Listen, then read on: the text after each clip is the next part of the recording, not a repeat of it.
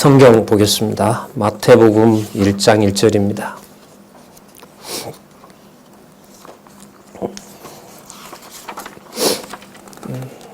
제가 읽겠습니다. 아브라함과 다윗의 자손 예수 그리스도의 세계라. 한 구절 더 보겠습니다. 요한복음 16장 28절입니다. 교재 가져오신 분들은 의미분석 성경개론 서론에 보시면 본문이 나와 있습니다. 그리고 성경 가지고 계신 분은 요한복음 16장 28절 제가 읽어보겠습니다. 내가 아버지께로 나와서 세상에 왔고 다시 세상을 떠나 아버지께로 가노라 하시니. 자, 우리 두 구절을 읽었는데요. 아까 마태복음 1장 1절에 보시면은 그야말로 신약 성경의 처음이고 또한 마태복음의 시작이고 또한 우리가 알고 있는 대로 마태복음에서부터 마가복음, 누가복음, 요한복음을 지나서 사도행전 1장 11절까지 예수께서 이 세상에 계시면서 나사렛에서 나사렛 출신이라고 구약의 성경대로 불렸던 바로 그 인물을 메시아로 소개하는 내용이기도 한 겁니다. 그러니까 신약 성경을 우리가 그리스도 성취라고 하잖아요. 여호와께서 구약에서 언약하신 바로 그 메시아가 구약에서 보내주신다고 했던 그 메시아가 바로 예수다. 바로 그 나사렛 예수다. 자, 그 내용의 출발이 조금 전에 읽었던 마태복음 1장 1절이라고 해도 되는 거죠.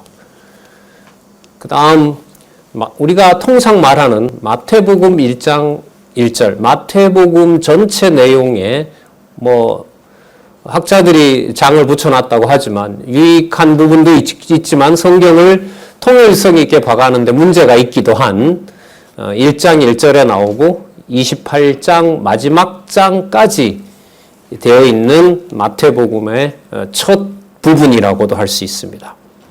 모든 글이 여러분 그렇지만은요, 처음 나오는 글은 모든 내용을 지배하는 성격이 있습니다. 그걸 우리가 보통 이제 서론이라고 그러고 서원이라고 얘기를 하죠. 어쨌든 사람과 만나서 처음 대화를 할 때 첫 마디가 그 이후를 다 지배하게 되어 있어요. 성경은 더더욱 그렇겠죠. 자, 오늘은요, 우리가 얼마 전에 살펴봤던 본성에 의한 성취, 나사렛 예수이시지만 나사렛 예수로 불리셨지만 바로 그분이 하나님이시라는 사실을 우리가 확증했던 요한복음 1장에서부터 사도행전 1장 11절까지 그 내용을 염두에 두시면서 오늘은 마태복음 전체 구조를 설명을 할 겁니다. 그리고 다음 시간에는 마가복음 전체 구조를 설명을 하면서 마태복음하고 연결을 하고 요한복음을 이렇게 연결을 할 거예요. 그리고 그 다음 시간은 누가복음을 중심으로 하되 마태복음, 마가복음을 엮어서 누가복음하고 연결을 하고요. 그렇게 하면서 요한복음에 나타난 우리가 얼마 전에 살펴봤던 요한복음을 살펴보려고 합니다.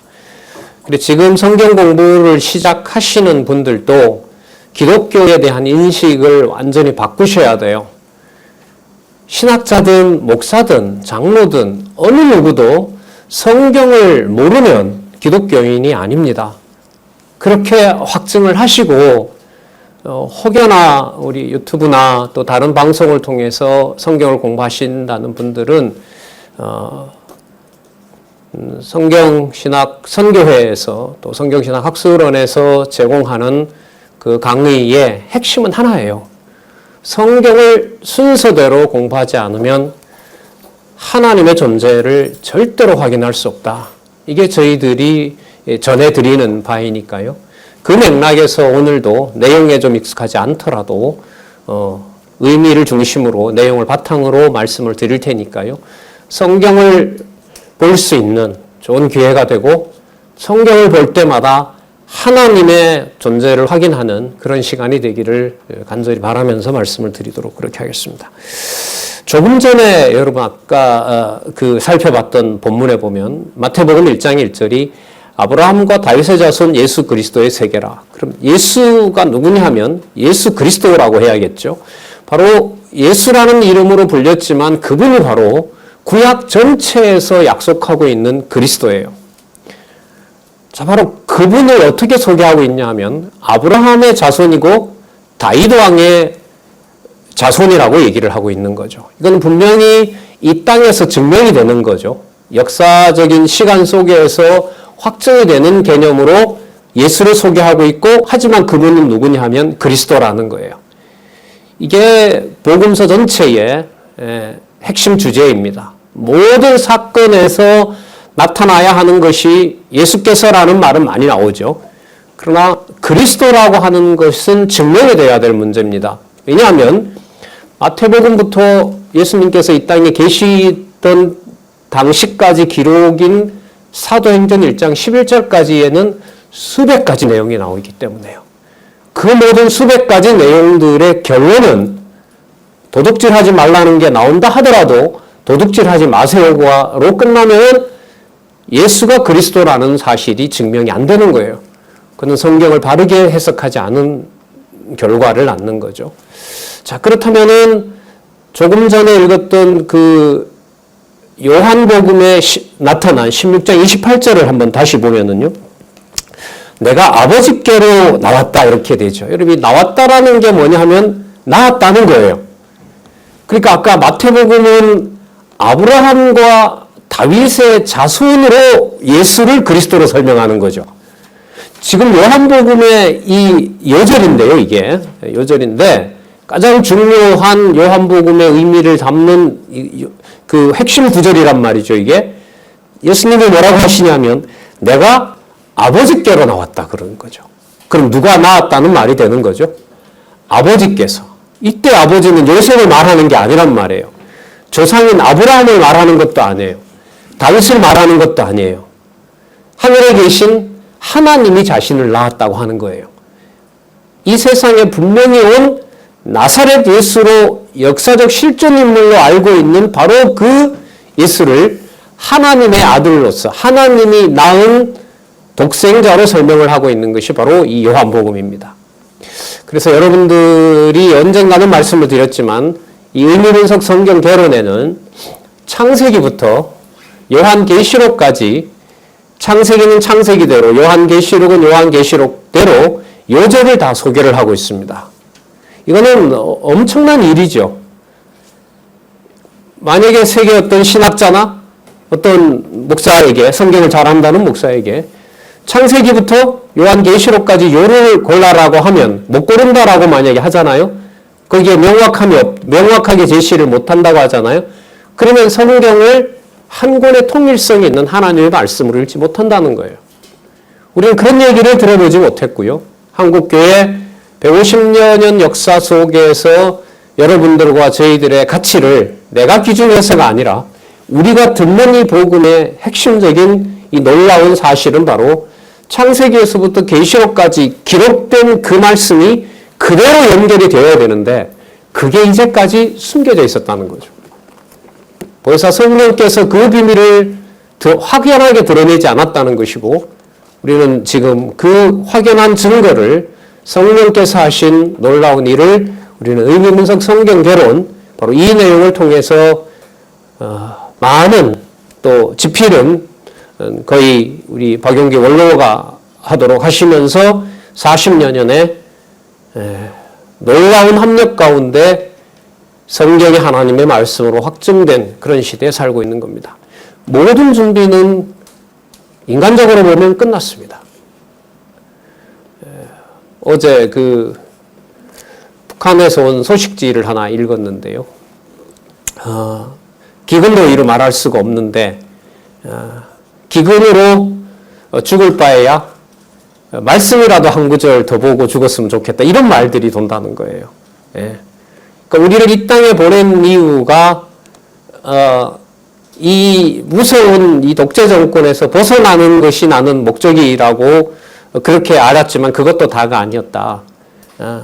그래서 찢어진 성경책이라도, 왜냐 한권 가지고 다니면 발각되니까요. 낱장이라도 보고 죽겠다. 또 그렇게 현장에서 뭐 아무것도 줄 게 없으니까요. 그렇게 교육을 하고 그 중에 일부는 잡혀가서 죽기도 하고요. 또 극심한 상황에서 살려주는 사람도 있는가 하면은요. 그걸 보면서 하나님 성경신학 우리 말씀운동은 통일 준비가 다 됐다고 저는 생각을 하는데 아직은 아닌가 봅니다. 이런 이제 생각이 들더라고요. 말씀드린 이유는 거듭 여러분들도 같이 확인하지만은 역사적으로 1516년 종교개혁 이후에 성경을 하나님의 말씀으로 확증한 이 일의 역사는 서양은 묻혀왔죠. 묻혀왔지만은 여러분들과 저에게는 1517년 500년이 훨씬 지난 지금의 저희들은 거듭 이번 7월에도 여러분들 가정으로 배달된 바로 그 성경신학 서론에서 확인을 하고 있는 것입니다. 굉장한 시대입니다. 병들어 있는 시대라고 하고 신이 없는 시대라고 얘기를 하고 역사의 종말을 고했다고 얘기를 하고 돈이면 모든 것이 지배한다고 모든 것을 지배한다고 얘기하고 또 모든 다음 세대들은 오로지 그 자본을 얻는 방법에 골몰하고 있는 시대에 성경이 창세기부터 계시록까지 연결되어 있다. 이 사실은 그야말로 천지개벽보다 더 중요한 놀라운 사건이라는 것을 염두에 두시면서 성경 본문에 더욱 몰두하시고 하나님 살아계신 증거를 같이 확인해 나갔으면 좋겠습니다. 자, 좀 길어져서 죄송합니다. 마태복음 1장 1절에는 아브라함과 다윗의 자손 예수, 바로 그분이 그리스도다라고 말씀을 하신 거잖아요. 이 땅에 오신 역사적 성취에 관심이 있는 거죠. 분명히 이거는. 그래서 이 마태복음 이 자리에 있는 거예요. 앞부분에 있는 거고요. 아까 요한복음 16장 28절 같은 경우에는 이 땅에서 태어난 분이 아니라 누구로부터 왔다고 얘기를 했었죠. 아까 아버지로부터 왔고 이렇게 얘기를 했죠. 맞죠? 내가 아버지께로 나와서 세상에 왔고 다시 세상을 떠나 아버지께로 간다라고 얘기를 하시는 거예요. 그러면 이분은 어디에 속한 분이라는 거죠? 요한복음 요절에 의하면 하늘에 속한 분이라는 겁니다. 자, 우리는 얼마 전에 이 요한복음 내용을 중심으로 사도행전 1장 11절까지 그 예수는 요한복음 1장 1절부터 태초에 계신 말씀이다라는 사실에서부터 예수 그리스도의 승천까지 살펴봤습니다. 그걸 좀 염두에 두시고요. 가까운 시간이 있었기 때문에 듣지 않으신 분들은 같이 공부해 주시기를 바라고요. 그걸 염두에 두면서 우리는 오늘 마태복음의 구조를 전반적으로 따라갈까 합니다. 그러니까 마태복음의 내용들은 연결하는 데 제가 초점을 맞출 것이고요. 여러분들과 제 생각은 바로 이분이 아까 요한복음 16장 28절에서 얘기했던 이 땅에 오셔서 삼직을 수행하신 선지직과 왕직과 제사장직을 완성하신 바로 그리스도라는 사실을 이 땅에서 확증을 하시는 내용이 마태복음이거든요.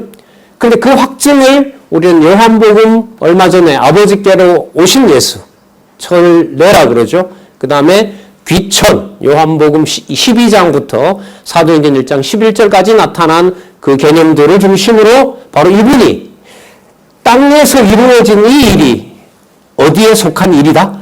하늘에 속한 일이라는 사실을 확증하는 겁니다. 그러면 여러분 무슨 생각이 여러분들과 저를 지배하느냐? 여러분들이 지금 계신 그곳에서 믿어지는 하나님의 말씀이 그리고 깨닫게 하시는 하나님의 존재가 여러분들이 한 사람이든 두 사람이든 수십 명이 거의 불가능하죠. 우리 장안중앙교회도 그렇고 기지업 내에 모든 교회들이 지금 모이고 있지는 않으니까요. 공식적으로. 그래봤자 서너 명이겠네요. 대여섯 명 정도. 가족들 다 모였다면 한 7, 8명 정도 되겠네요. 그런 그곳이 역사적으로 예수께서 약속하신 교회가 양육되고 교회가 진리를 무장하는 자리가 되지만 요한복음으로 오면은요. 어디에 속한 일이 되는 거죠? 하늘에 속한 일이 돼요. 그래서 그 자리를 가진 어떤 가부장의 권위나 세상을 많이 살았다는 권위로 교회를 대체할 수가 없는 거예요. 먼저 나게 한 것은 그 말씀의 권위를 안내하고 보호하라는 의미라는 사실을 깨닫게 되면 머리 대신 그리스도가 그 가정교회와 양육교회와 은사교회의 머리가 되시는 거죠. 그러니까 그 자리가 저희들이 약속한 바로 주일이기도 하고요. 그날이 매일매일 지속됐으면 좋겠고, 우리가 지금 방학하고 있지만 화요일에 또 확인을 하고요.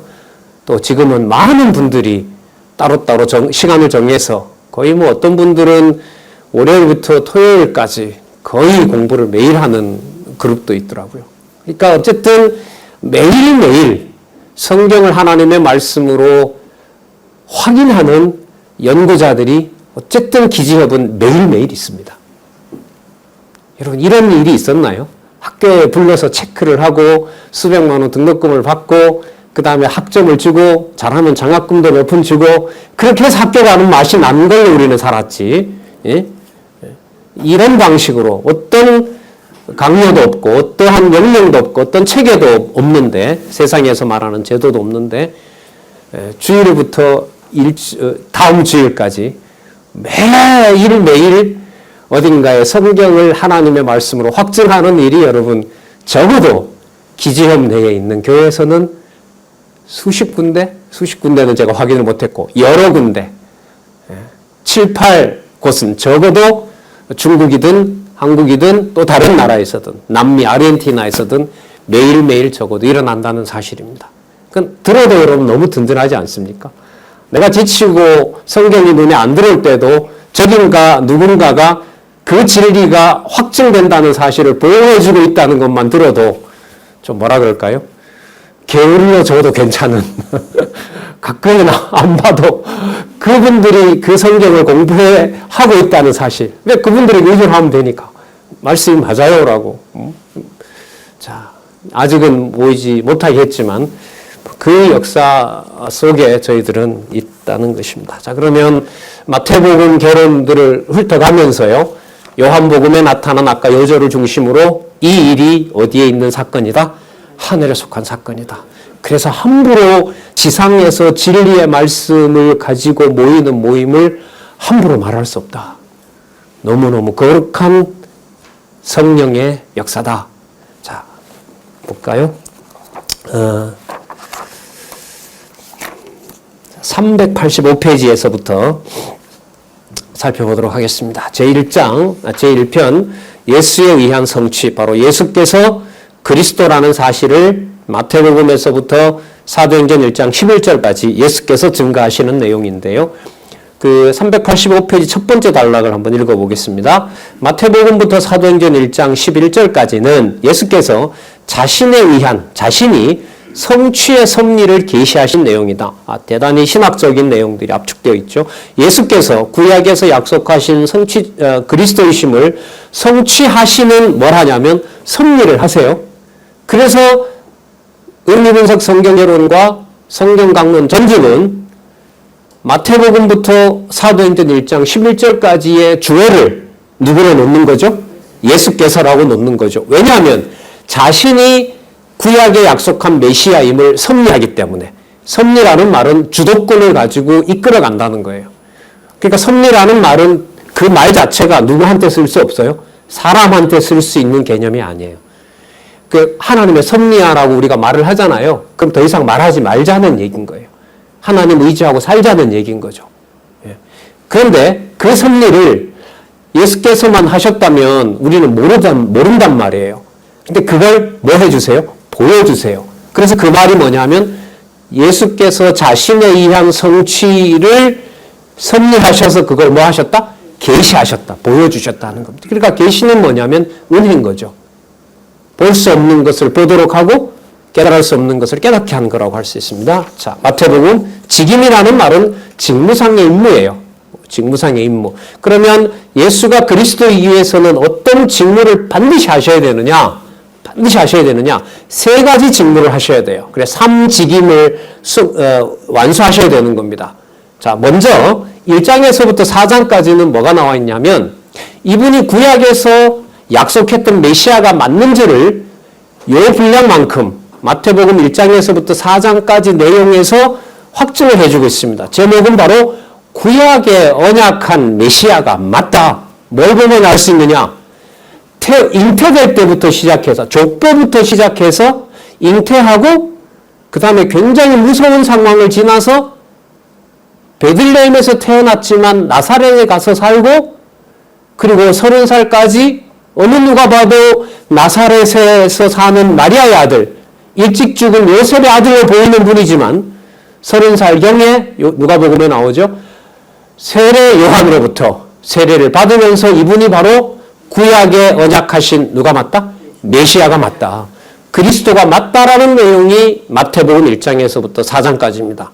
그 연결성은 역사적 사실을 확증하면서 그 다음 내용에 이어지고 있고, 마태복음 1장에서부터 4장의 기록 내용의 특징은 뭐냐면 구약에 언약한 대로, 선지자가 말한 대로, 약속한 바대로, 예언한 대로 이런 내용들이 많이 나오는 특징이 바로 마태복음 1장에서부터 4장까지의 특징이라고 보시면 됩니다. 먼저 메시아 출생과 관련해서요. 마태복음 1장이 뭐라고 나오냐면 계보와 잉태를 뭐 한다 그러죠? 증거한다 그럽니다. 여러분, 복음서에 나타난 마태복음부터 사도행전 1장 11절까지 성경 개론의 제목에 있어서 가장 많이 나오는 낱말이 뭐냐면 증거입니다. 증거입니다. 그럼 이 증거는 조금 전에 읽었던 무슨 내용하고 연관이 되냐면 예수께서 자신을 그리스도로 섭리하시고 그것을 뭐 하셨다? 계시하셨다.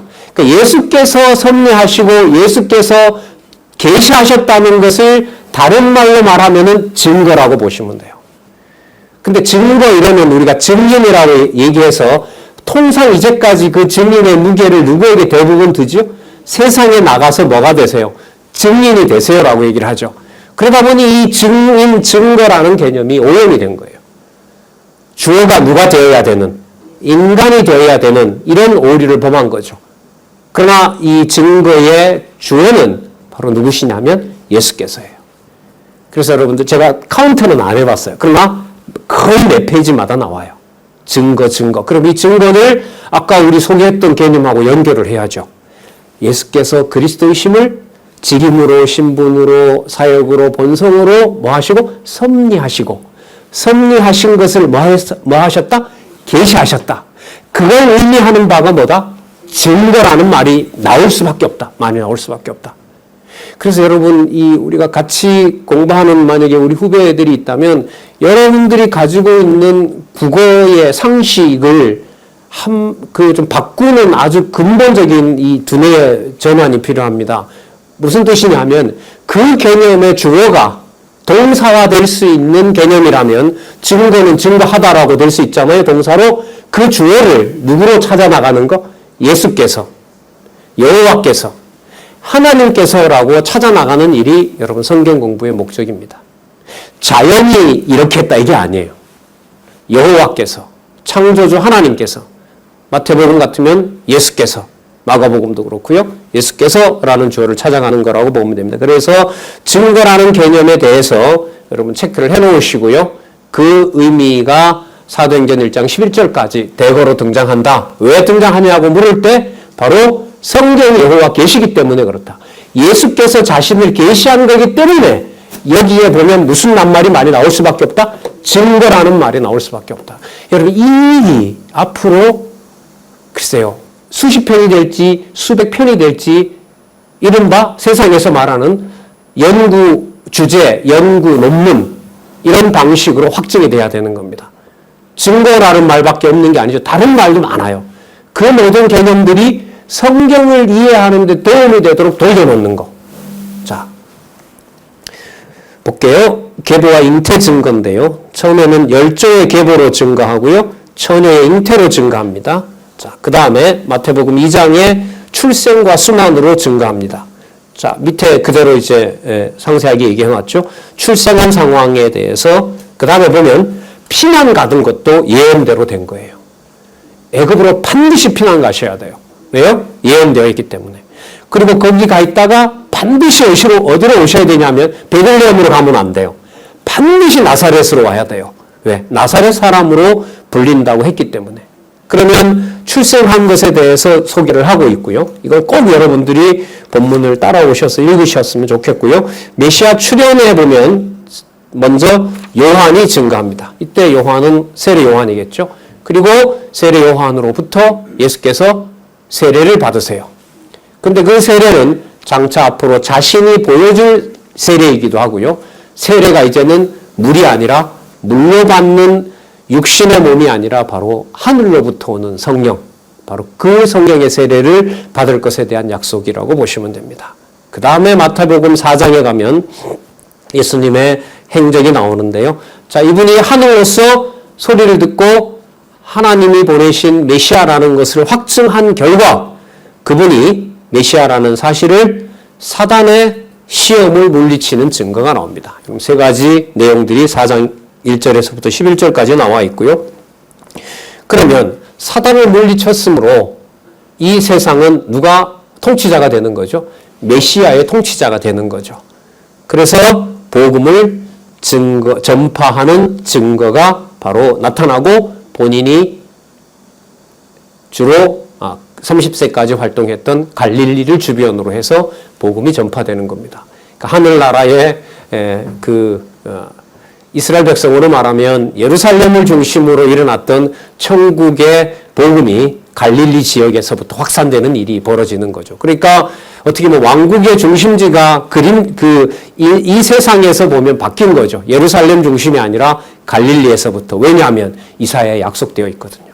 스불론과 납달리 지역 이쪽으로 광명의 빛이 비친다고 했기 때문에 그 약속들이 이루어지는 거라고 봅니다. 자, 이렇게 구약의 언약한 메시아가 맞다는 사실을 여러 계보와 세례 요한과 자신의 증거를 통해서 확증하셨으므로 메시아의 삼직이 자연스럽게 일어나야 되겠죠. 그래서 먼저 389페이지 마태복음 5장에서부터 16장 12절까지 무슨 직? 선지의 직임 이렇게 나옵니다. 선지의 직임. 그래서 이 선지의 직임은요. 구약성경 마지막 부분에 나타난 선지자를 통한 예언하고 저는 연결이 꼭 돼야 된다고 봐요. 진짜 이 논문을 딱 적어놓고 글쎄요. 아무것도 안 하고 성경 강론 18권을 다 봐야 되니까요. 다 확인하고 또 찾아보고 제 것으로 소화하고 이렇게 하면 글쎄요. 한 보름에 나올까요? 안 나올까요? 모르겠는데 진짜 빨리 확인해 보고 싶은 거예요.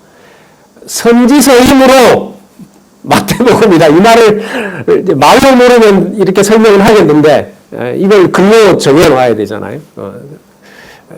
그럴 정도로 어쨌든 화요 공개 강좌에서도 근래에 소선지서를 마쳤기 때문에 더 확신이 가요. 선지서가 끝났으므로 마태복음의 삼직은 뭐로부터 시작할 수밖에 없다? 선지직이다. 그래서 이제 이렇게 공개를 해놔야 이제 반박도 들어오고 또 이제 추가 연구도 되고 하기 때문에 하여튼 너무 기쁩니다. 구약의 선지서가 그렇구나. 그래서 9월 첫 주부터 이사야부터 제가 다시 이렇게 정리를 하자고 했잖아요. 그 말은 같이 공부하자는 말씀이었던 거죠. 구약의 이사야부터 선지서 말라기까지를 공부하면 또 한 번 우리는 마태복음 5장에서부터 무슨 직? 선지직. 그 확증을 좀 더 분명하게 할 수 있겠죠. 자, 그러면 선지직의 직임의 성취는 어떻게 이루어지냐 하면은요. 389페이지 그 단락에 나타난 부분을 볼게요. 먼저 5장에서부터 9장은 말씀과 뭐라고 하죠? 표적입니다. 여러분 아까 가장 많이 나오는 말이 뭐라 그랬죠? 증거라 그랬죠. 그러니까 증거 앞에다가 뭘 붙여볼까요? 우리 말씀을 붙여보자고요. 그럼 말씀을 통해서 뭐 한다는 거죠? 증거한다는 거죠. 그 다음에 말씀만 하시는 것으로는 안 돼요. 그걸 실제로 확증해 주셔야 돼요. 사람이 할 수 없는 것을 보여주셔야 돼요. 구약에도 여러분 보면은 엘리야, 엘리사 선지자들 그리고 많은 선지자들이 하나님한테 계시를 받을 때 또 모세처럼 바로 왕한테 기적과 표적을 보여주잖아요. 그게 사람이 할 수 있는 게 아니죠. 그럼 내가 하나님 말씀 받았다는 증거는 선지자로서는 누가 시키는 대로 해야 돼요? 하나님 시키는 대로 해야 돼요. 그건 여기서 좀 이 생각을 좀 하나 정리를 하셔야 되는데 중요한 부분이 있어요. 엘리야 엘리사처럼 막 죽은 자도 살리고 과부의 아들도 살려내고 뭐 까마귀가 물어다 주기도 하고 또 자연 만물을 이렇게 지배하기도 하고 쓴물을 달게도 만들고 그런 것들만 하나님 능력이 아닙니다. 예를 하나 들게요. 그 구약에 보면 선지자 중에 그 에스겔이라고 있죠. 죄송합니다. 예레미야가 있죠. 예레미야라고 들어보셨죠. 예레미야가 뭐라고 하냐면 너 왜 자꾸 우리가 듣기 싫은 나라 망한다는 소리만 하느냐라고 했더니 예레미야가 하는 말이 뭐라고 하냐면 내가 이 말을 해서 맞아 죽어도 좋은데 이 말을 안 하면 내가 속에 불이 난다. 속이 타버린다는 거예요. 그러니까 하나님께서 또 선지자 중에 하나 보면 자기는 선지자직을 그 생각하지도 않아요. 뽕나무 기르다가 선지자로 발탁한 선지자가 있었죠. 누구였죠? 삭개오 아니에요. 왜 이게 삭개오가 나옵니까? 미가인가요? 호세아인가요? 나 그거 했었다. 나 그 뽕나무 지켰다. 근데 하나님 오늘 불러서 날 시키더라. 그런데 불러서 시키는데 보면 좋은 상황에다가 둡니까? 아니면 안 좋고 힘든 상황에 둡니까? 힘든 상황에 두죠. 그러니까 이게 극과 극인 거예요. 인간들이 할 수 없는 놀라운 기적을 보여주는 분도 선지자예요. 반대로 내 의사와 상관없이 나를 비참하게도 만들어 놓는 분이 예레미야 애가를 적었던 예레미야처럼 우는 일로 시작해서 우는 걸로 마감하는 바로 그런 자리에 낮춰놓는 지위에 가는 것도 누구냐면 선지자예요. 그래서 예수님께서 말씀하시고 많은 표들을 보여주시지만 당신이 어느 자리까지 가기도 해야 돼요? 죽는 자리까지 가기도 해야 돼요. 이게 구약에 나타난 선지자들의 극과 극이에요. 진짜 하나님의 능력을 보여주는 그런 능력을 보여주기도 하지만 선지자들이 하나님이 죽을 지경까지 뭐합니까? 낮춰놓기도 해요. 그 요나 보세요. 그죠? 요나 마지막에 그 넝쿨을 걷어버리니까 어떻게 돼요? 죽여달라고 하잖아요. 죽여달라고 해요. 그래서 여러분 여기서 표적 이렇게 했을 때 이 표적이 반드시 하나님으로부터 온 신적 능력만을 말하는 것이 아니라 어디에 가는 것도 해당된다. 인간으로서는 도저히 겪지 못하는 고난 가운데 두는 것도 표적이라는 걸 염두에 두셔야 돼요. 그래야 그리스도가 낮아지거나 그리스도가 배척을 당하거나 그리스도가 배신당하는 것을 인간적인 일로 보지 않고 누가 하시는 일이다? 그렇죠. 하나님이 약속하신 메시아가 반드시 겪어야 되는 일로 이해가 되고 그래야 성경이 이렇게 낮아진 것처럼 인간도 낮아져야 된다는 말을 하지 않은 거예요. 맘만 먹으면 내가 낮은 자리로 낮아질 수 있다. 그건 거짓말이에요. 낮아질 수가 없죠. 어떻게 낮아져요? 자, 그래서 말씀과 표적에서 이 성격은 뭐냐면 말씀하신 대로 그분이 메시아임을 뭐로 보여주신다? 표적으로 보여주신다. 이렇게 보시면 돼요. 그래서 390페이지에 가보면 선지자들의 예언으로 교훈하고 계명과 율례 교훈하고 행위의 자세 교훈하고 경계할 행위를 교훈하는 겁니다. 여러분 이 내용은 말씀의 권위가 있으려면 이 내용들은 우리가 상세하게 읽지는 않았지만 기억을 한번 해보면 사람이 할 수 있다는 걸 말하는 걸까요? 할 수 없다는 걸 폭로하는 걸까요? 할 수 없다는 거죠. 왜요? 말씀의 권위가 높아져야 되니까요. 그리스도의 권위가 말씀을 전하는 그 권위로 확증이 돼야 되기 때문에 그리스도께서 오셔서 하셨던 첫 번째 교훈은 뭐도 하지 말라 그러죠? 맹세도 하지 말라 그러죠. 그리고 또 뭐 합니까? 오른밤 맞으면 왼밤 돌려대라 그러죠. 돌려주라 그러죠. 그러니까 이 말은 어떤 거냐면 하나님한테 땅으로도 하지 말고 하늘로도 하지 말라 그러죠. 왜요? 하늘로 맹세하면 하늘은 누구 건데? 하나님 건데. 땅은 누가 지었죠? 하나님이 지었을 거 아니에요. 그러니까 이 말은 내가 내 스스로 하나님을 경배할 수 있고 예배할 수 있다라고 하는 것을 근본적으로 차단해버리는 거예요. 그런데 여기서 예수님은 더 나가요. 더 나갑니다. 어떻게 더 나가느냐? 할 수 없다는 걸 더 극단으로 몰아가요. 왼밤 맞으면 오른밤도 돌려주라는 거예요. 이거 어떻게 해요, 인간이? 그 겉으로 하는 것에 대해서는 예수님은 또 뭐라 그러죠? 의식한다고 책망하시죠? 할 수 없다는 거예요. 왜 그러느냐?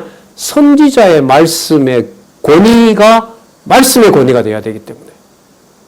그러면 그게 허황된 말인 것을 허황된 말이 아니라는 걸 증명해야 되잖아요. 그러니까 말씀하시고 그 다음에 성경에 보면 주로 뭐가 따라 나오죠? 표적이 따라 나오는 거예요. 이른바 기적적인 사건들이 나타나는 거죠. 자, 그 다음 392페이지로 한번 가셔서 보시면 첫 번째 줄에 보면 소경의 눈을 믿음대로 밝아지게 한 표적을 보여주시고요. 귀신 들린 병어리와 병자를 고쳐주십니다. 그러니까 말씀하신 대로 그 말씀에 권위가 있다는 사실을 확증하기 위하여 뭘 보여주세요? 여기 보면 소경의 눈을 밝게 하고 귀신 들린 벙어리와 병자를 고치는 표적을 보여줍니다. 자, 그러면 자 이제 교훈과 질책으로 갑니다. 여러분 이게 사실 다 강론에 보면은 연결이 다 되어 있습니다. 자, 그걸 바탕으로 말씀을 드리는 거예요. 자, 그런데 그 교훈 그러한 말씀과 표적을 들을 자와 듣지 못할 자를 구분할까요? 아니면 모두에게 다 줄까요? 구분하세요. 왜 구분해야 되느냐 하면 아브라함과 여러분 다윗의 자손이라고 했잖아요. 아브라함과 에서가 누구의 아들이죠? 이삭이죠. 그죠? 이삭의 아들이었잖아요. 아브라함과 이삭과 에서의 후손으로 예수님이 온 게 아니잖아요. 그러니까 족보가 나온다는 말은 하나님의 택한 백성의 자녀는 반드시 어디에 속한다는 거예요. 그 족보에 속해 있다는 거예요. 그러니까 들을 자와 듣지 못할 자, 하나님의 으로부터 날 자와 하나님으로부터 난 자가 아닌 자를 이 세상에서 뭐 하나 하면 구분해 주신다는 거죠. 그걸 우리가 보통 심판이라고 얘기를 하죠. 일반적으로. 자, 그럼 여기에 교훈과 질책은 어떤 성격이 있냐면요. 교훈은 말씀을 들어야 될 제자들을 비롯한 제자들의 말을 듣는 자에게 해당하는 것이 교훈이라면요. 질책은 당시에 자칭 하나님의 말씀이라는 걸 알고 있다고 하는 자들을 심판해버리는 것이 바로 뭐냐면 질책인 겁니다. 그럼 아까하고 연결이 되죠? 무슨 연결이 되냐면 말씀의 권위라고 하는 것이 사람이 선택할 수 있는 것이다? 그렇지 않다. 그렇지 않다는 겁니다. 자, 그럼 그 다음에 보면 답이 나오죠. 392페이지 교훈과 질책 성취 밑에 보면 마태복음 10장에서부터 11장까지 누구와 누구에게 교훈하세요? 제자와 들을 백성에게. 그러면 질책은 누구에게 할까요? 393페이지 누구에게 질책? 대적자에게 질책하는 겁니다. 그럼 이분이 뭐를 온 게 맞아요? 구약의 선지직을 완성하시고 하나님의 그 무서운 말씀의 권위를 이사야부터 말라기에게 보여줬던 그 권위를 이 땅에 오셔서 뭐 한 거? 확증한 분이 맞는 거예요, 이분이. 맞다면 이 세상에서 뭘 하셔야 돼요? 당신의 직무를 보여주셔야 돼요. 그게 여러분 13장에서부터 16장 12절이에요. 자, 이제 권위를 새롭게 정립하셔야 돼요. 여러분, 이사야가 오실 메시아에 대한 예표로서의 모형인 거지. 이사야, 그렇다면 이 말은 이사야보다가 장차 올 메시아는 선지직을 더 뭐 해야 돼요? 완성시켜야 되는 부분인 거예요. 좀 더 포괄적으로 얘기를 하면 이사야부터 말라기까지 공식적으로 성경에 기록한 16명의 선지자들을 모두 모은 것보다 더 뛰어난 분이 여야 되는 거예요. 그럼 더 뛰어난 부분을 증명하는 부분이 어디냐면 마태복음 13장에서부터 14장인 거예요. 뭘 통하여? 직위를 통해서. 위라는 것은 여러분 아시죠? 왕위 이런 거죠. 그 권위를 말하는 거잖아요. 그 자리를. 그래서 13장과 14장은 여러분 뭐냐면요. 짧은 내용이지만 구약과 연관을 시키면 이사야부터 16명의 선지자를 다 더한 것보다 더 큰 분. 그래서 선지직을 완성하신 바로 선지직으로 오신 메시아. 이게 여러분 직위라는 말이에요. 여러분 그러면 우리 화요공제 강좌에서 있지만 구약의 선지서를 빼고 마태복음을 이해할 수 있다 아니면 결코 없다. 결코 없다를 제가 강요한 게 아닙니다. 강요했잖아요. 강요했다고 생각하시면 확인하셔야 돼요. 그러면 여러분 직위만 확인하시면 안 되죠. 직위를 실제로 뭐 하셔야 돼요? 보여주셔야죠. 그게 395페이지에 보면 무엇의 수행? 직무의 수행으로 증거하는 겁니다. 증거는 뭐와 뭐가 다 합해진 거라고요? 섭리와 계시. 섭리와 계시. 여러분 이게 저는 동의를 하고 여러분들에게 전해드리잖아요. 지금 살고 계신 여러분이나 앞으로 태어날 다음 세대가 이 개념 하나를 봤을 때 섭리라는 개념을 보고 증거라는 개념을 보고 계시라는 개념을 봤을 때 여러분들과 지금 살고 있는 저희들이 같이 공감하는 것처럼 그때에도 성령께서 말씀으로 공감하게 하시는 역사가 다음에 약속이 되어 있는 거예요. 하지만 대한민국은 영원은 아니에요. 예루살렘으로 복음은 가게 되어 있어요. 그게 어느 날인지는 우리는 몰라요. 시간과 때를 초월해서 그때그때 그 말씀에 대해서 전하고 보호하고 또 탐구하고 그러고 있을 뿐인 거죠. 자, 이렇게 해서 말씀의 권위를 이사야부터 말라기를 합한 것보다 더 실체적인 분으로 오셔서 이분이 뭐 하셨으므로 선지자 진짜 오실 메시아임을 증거한 내용이 이렇게 해서 마태복음 5장에서부터 16장 12절까지 마친 거예요. 자, 그러면 여기서 여러분 이사야부터 말라기에 보면 하나님께서 선지자들을 불러서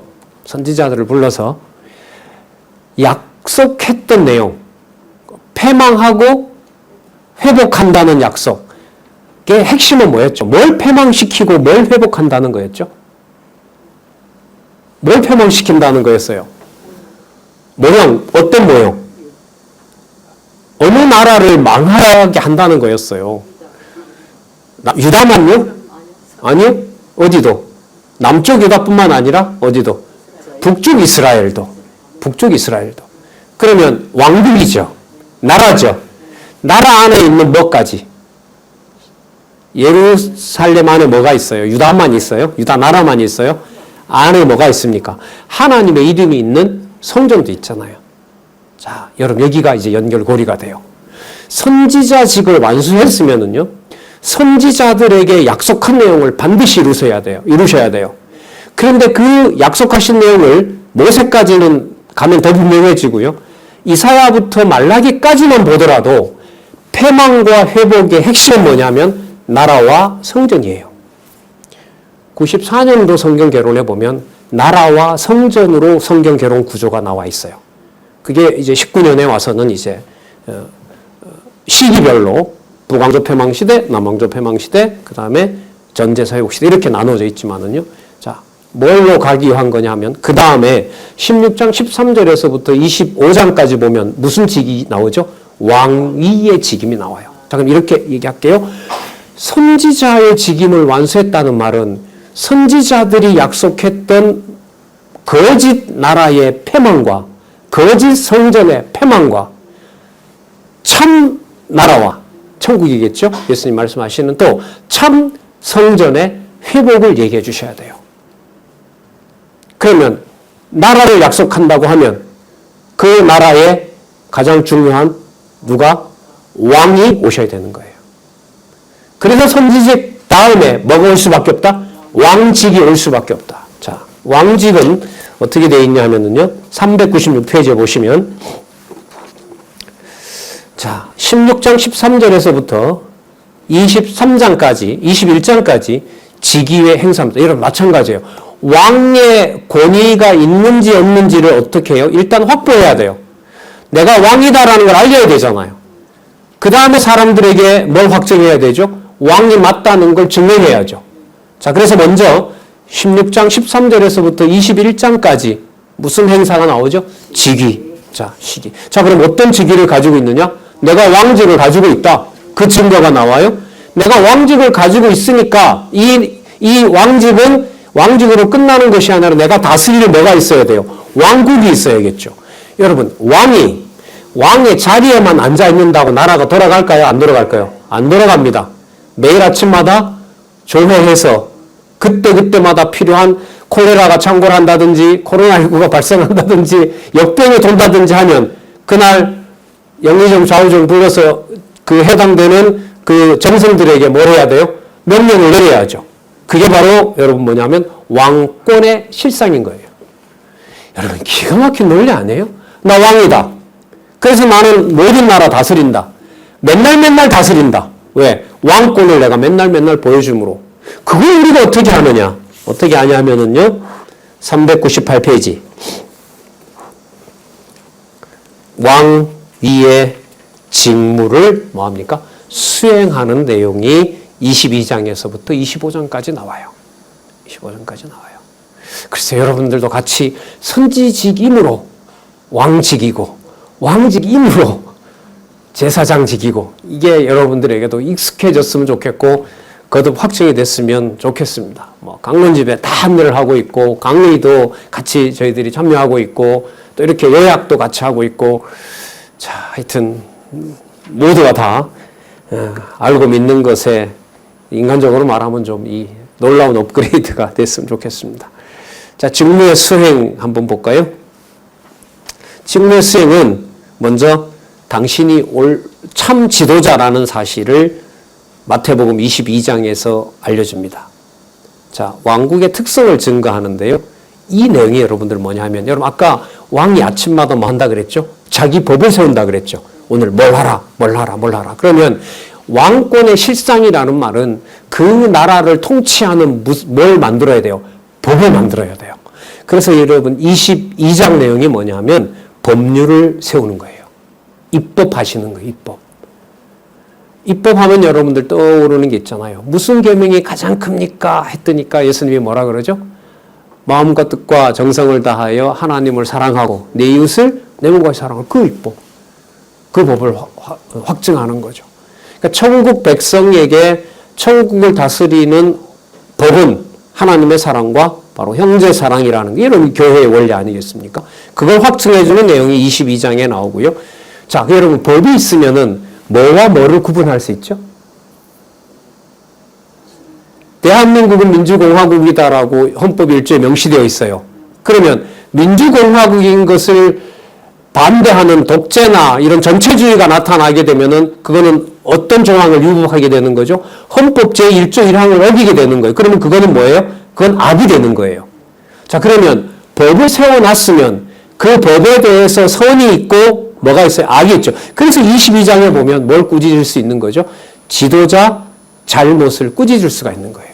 그러면 이렇게 연결시킬게요. 22장이므로 23장이다. 와, 저거 너무하다. 너무한지 아닌지 본문 보시면 돼요. 이렇게 잘 맞아 들어갈 수가 없어요. 시간 관리 실패. 죄송합니다. 28장까지 못했습니다. 자, 다음에는 24장부터 해서요.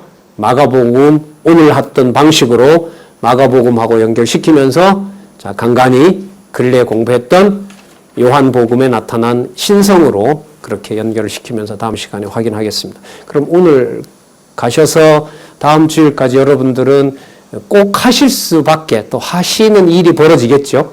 어디서부터 어디까지? 1장에서부터 23장까지 반드시 읽으실 것이고 그리고 마태복음 24장부터 앞 뒤에 나오는 마가복음, 누가복음, 계론 확인해 오실 거고 그래서 같이 다음 시간에 공부하는 일이 있기를 바랍니다. 기도하겠습니다. 하나님 아버지 감사합니다.